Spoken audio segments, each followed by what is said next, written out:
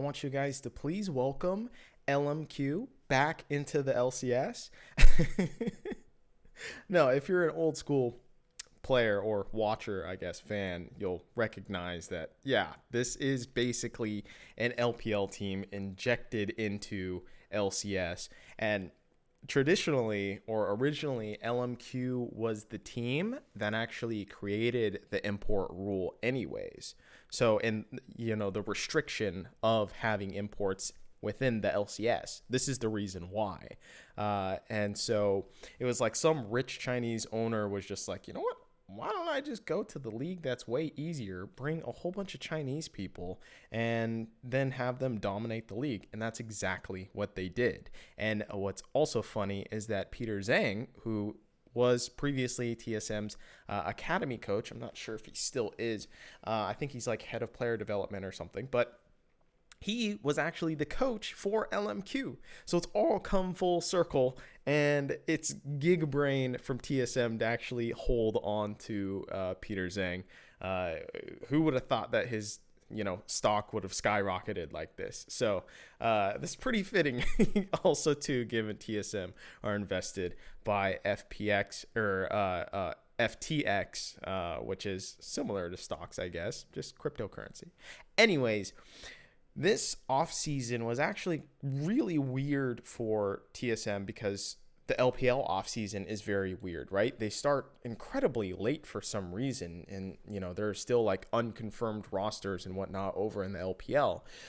And so, as just a side tangent, I think it's probably very worrisome as a North American organization to try and pick up LPL players, because it's like, well, if you don't secure them, there's going to be no one else left to actually get from any of the other regions, because all the other regions start their off season earlier. So that's a big risk, and it was pretty clear, I think, that TSM were going for Chinese players because they hadn't secured any other players anyway, so they kind of had no choice and they had to lock in a deal. But so now let's go to the roster, top to bottom. It's going to be Huni Spika. All right, bear with me. Let's see if I get this right. Ke Aido. Yeah, Ke Aido. Tactical and Shenyi. Thanks, Ran from the LPL, who did that Twitter video talking about pronunciation. So let's go from top to bottom. Huni. I still don't know how this guy gets contracts or gets signed to teams. Like, I'm not saying he is a bad player. Not saying that. He's just not the best player, and he just gets paid a ton because I guess he's like the best agent ever because he does his own contracts and shit. But no, I think he did actually tone down the int last year. I didn't think he was actually a liability like I think Huni was in the past for a lot of different team lineups and whatnot. So he's toned down the aggression, he's toned down the int, and I think he's becoming like one of these more stable top laners, which is great to see. And so I just hope to see that trend continue, because whenever I say that about Huni, there just becomes some long period of int, and that's what I worry about. But it seems like he's mostly stabilized out. I thought he was pretty good in 2021, just throughout the entire year, and that's a very rare occurrence, I think, for Huni as a player, anyways. So yeah, I actually think, unironically, this is a great instance for TSM to pick him up, especially given that he has residency now, so he doesn't count as an import, which makes his value, even that much greater. So, yeah, very intelligent move by TSM. I think and also, speaking of the other side of it, the player branding aspect, that teams have to look at when they pick up certain players and whatnot to try and balance out their branding. Like, Huni is obviously a great brand to have, right? And I think a lot of, I guess, people, when they talk about roster moves and whatnot, they just look at it from like a purely analytical level, but they leave out the other two things, which is personality and fitting within, the mesh of a team, and then also the branding. Like, those two things obviously exist when teams are looking to pick up certain pieces and whatnot. So Let's move to Spika. He's basically the franchise player for TSM now that Bjergsen has left, and I think it's a pretty good bet to actually, put your foundation on this guy because, like, first of all, he was MVP of the 2021 summer split, so like that's fantastic. He played really well in summer. I was really impressed by him. Not only does he know how to read other junglers pretty well, he is also aggressive enough, and he knows where to put out fires whenever fires do actually happen on his own squad. So, yeah, overall, this is a great piece to keep. And on top of that, he speaks Mandarin as well too. So it's like that's such a big bonus skill, I guess, in your pocket if you're just a player. The fact that you can at least speak two languages, and also you're one of the rare people in the LCS that can speak Mandarin, like that's really, really powerful. And I don't think this roster would be possible without Spica specifically. So like, yeah, so this guy is very key, but that also means that he has more responsibility now more than ever, which I think will be a good growth opportunity for Spika.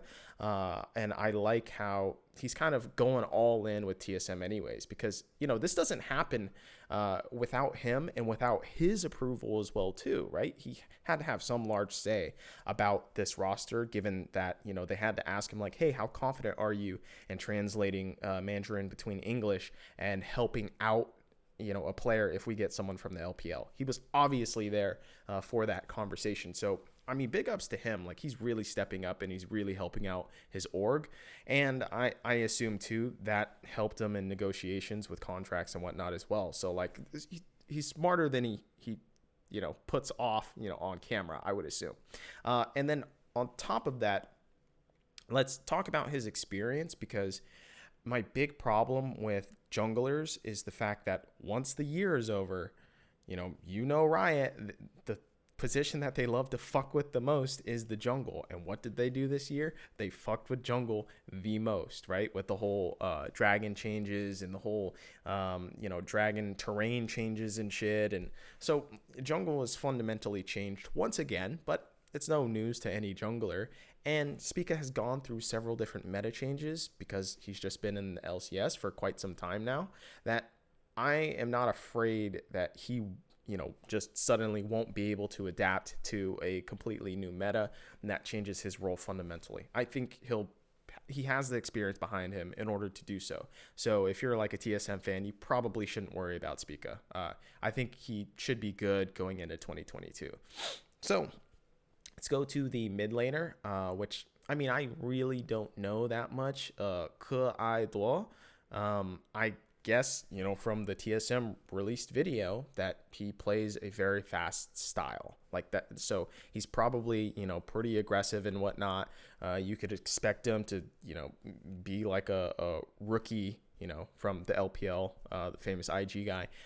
Maybe a style like that to where he is actually aggressive. Probably not as good, but, I think this is an okay risk to do. It is still a heavy risk, and I think this is the biggest risk in the entire roster, in fact, because this guy, he's coming like straight from the LDL, so he doesn't even have experience within the LPL, and the LDL is their development league over in China. So, and that league is fucking huge, by the way. So I think it has the same amount of teams as the LPL. So they have, what, I want to say it's 16 teams, if I'm not mistaken.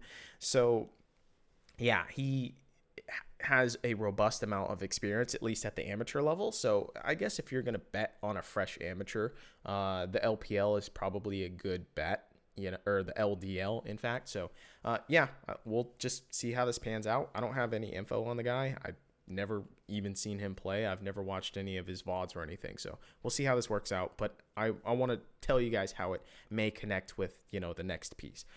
So tactical, I don't hate this move. I think it's very logical. It's also logical that you can lock this in very early on if you're TSM, so that you can secure all of this and say, okay, like this is one of our pieces that we know that we have for sure. It's not the best ADC. It's not going to be an ADC that has the highest potential either. But as far as the position of ADC and how that's concerned, I mean, as long as he doesn't mega int, which I mean, he has mega inted before, then you're good. So I think this is the perfect pairing with what is going to be Shen Yi as support, because Shen Yi is supposed to be like this leader for the team. And so to break down Shen Yi specifically is the fact that he only played 5 games on FPX, like the mains roster, right? So he has a little bit of experience in the LPL, but he's mostly been playing in the LDL. And he actually has a lot of experience playing with LWX, who is, you know, he's like the long-standing member within FPX. And he also played with him in a tournament called Nest, which is, it's a annual tournament, kind of think of like Kespa Cup, but for, you know, the LPL. And so he played with him as, you know, his support for, I think it was 2021. So yeah, like this guy has a lot of experience. He is supposed to be the shot caller, I guess, given how Chawi broke it down in the TSM release video. So that also means that they're probably going to be speaking a lot of Mandarin. So let's go into the coaching staff here, because that's clearly important as well. And the fact that, like, well, first off, like, kudos to Kays for figuring out these guys, or being able to analyze them in such a quick amount of time in the boot camp. Like, that's like amazing. If they're actually good players, you know, he might have fucked up this time, who knows? But it's crazy how they can discover these players to begin with anyways. So big ups to that guy. And then Chawi, dude, this just throws me back. It's like I'm going back in time. So Chawi, if you guys don't know, he was an old school player way back, I want to say in 2014. He played in AHQ, and he has fantastic English, like really great English. And he's always had pretty good English, in fact. And I know that probably a lot of people behind the scenes in the West, and as far as like the LCS, they've known about this guy for a very long time. And so he's always probably been in the back of somebody's mind. Like, this is the perfect opportunity for him to come in and prove that he is a great coach, that he's a great communicator, and that he can build a multilingual team, especially within the LCS, and start bringing in some LPL powerhouse players.